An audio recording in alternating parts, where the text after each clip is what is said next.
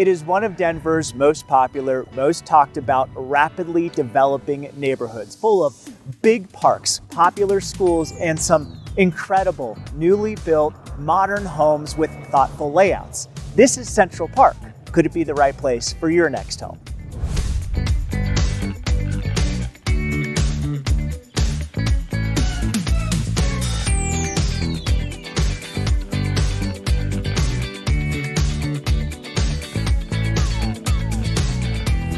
Hey everybody, welcome back to the channel. I'm Ryan Haarer, Denver Realtor and local neighborhoods and homes expert, keeping you updated on everything that's happening in the Denver area real estate market, and of course doing weekly home tours, neighborhood tours, and market updates. So if that sounds like something you're interested in, please do me a favor, subscribe to the channel, comment below with what you want to see next.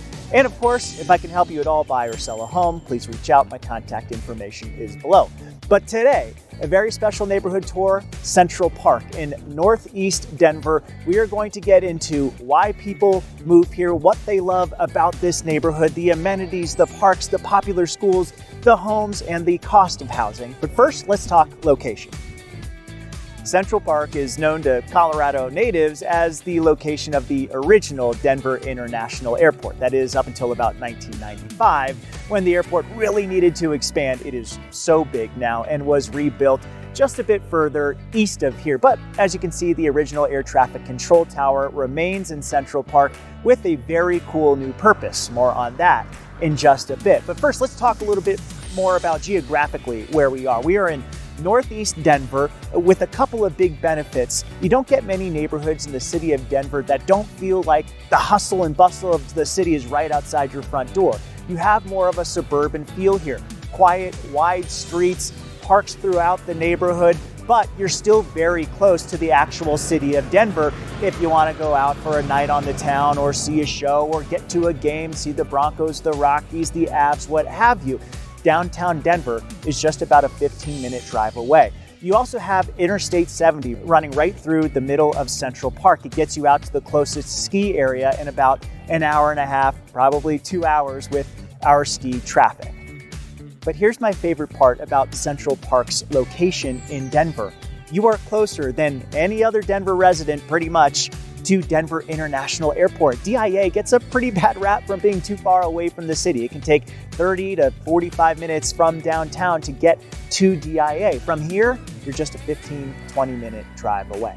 In a bit, we're going to talk more about the amenities, the parks, the pools, the schools. But first, let's get into perhaps the most popular part of Central Park, the homes. Central Park is a very new community, and actually in just the last couple of years, hundreds of new homes have been built. I actually just had a listing up here. I'll link to that below so you can see some of what the interiors look like, but think light, bright, open spaces with modern layouts. There are multiple builders up here offering a wide variety of home types, everything from condos and townhomes to big single-family homes. Many of the streets are quiet and wide open. Think community potlucks and summer barbecues. Now, in terms of pricing, and we're recording this in early 2023, the median single-family home price in Central Park is right around $950,000, with townhomes going for about $640,000. But those are the median home prices. There's a wide range of availability throughout the price points.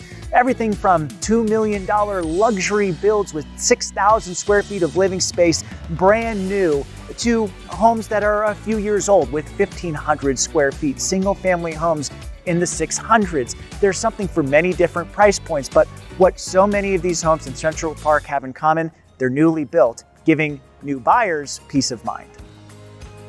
Let's talk recreation and amenities in Central Park. By now you know Coloradans love their outdoors time and their facilities. Central Park is no exception to that, with literally dozens of parks across Central Park, all of them offering something unique, from climbing walls to playgrounds to ball fields and tennis courts. And included in your very small monthly HOA fee, you get access to the area's pools and splash pads, extremely popular during the summer months. That HOA keeps all of these facilities in tip-top shape.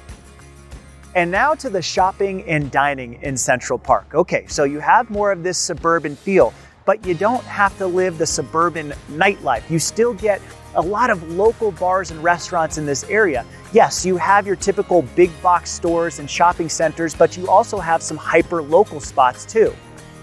So as we discussed before, the landmark of Central Park is that big air traffic control tower, which is now home to Flight Co. Brewing. It's their second location, offering more than beer this time though, with a place to grab a cup of coffee or breakfast, lunch, or dinner. It's also an entertainment center. You can do mini golf, bowling lanes. It's a great way to spend a weekend afternoon, especially during the summer. Coloradans, you know what I'm talking about. You love to be on a patio when it's 70, 80 degrees. This is the spot to do just that. And you can't talk about Central Park without talking about Stanley Marketplace. If you live in Central Park, you will absolutely be spending quite a bit of time there. Stanley Marketplace is home to about 50 local shops and restaurants. Some of my favorite restaurants in the entire city of Denver have opened up second satellite locations at Stanley Marketplace, a great place for breakfast, lunch, and dinner, including, do not miss Annette. The chef there, Caroline Glover, just won a James Beard Award. You do not have to live the suburban lifestyle out in Central Park. You have great nightlife options with plenty of local shops and restaurants.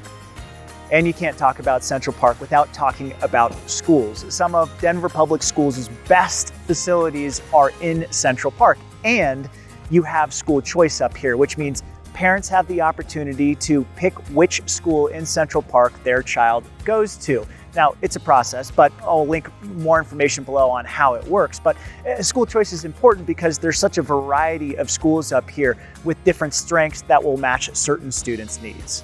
Public preschool is also an option at some of these schools. Now, we don't have time to get into the nitty-gritty of what each school offers, so I am going to link some resources below. Parents will find themselves doing a whole lot of homework with the school choice option up here in Denver, in Central Park. And in addition to the public schools, there are some good private school options as well. I'll share those resources below. Well, that about does it for our neighborhood tour of Central Park in Northeast Denver, a beautiful community. If you have any questions about this neighborhood or others across the Denver metro area, or if you're looking to buy a home in the area, need to sell in the area, please reach out to me. My contact information is below. And be sure to comment with which neighborhood you want to see next.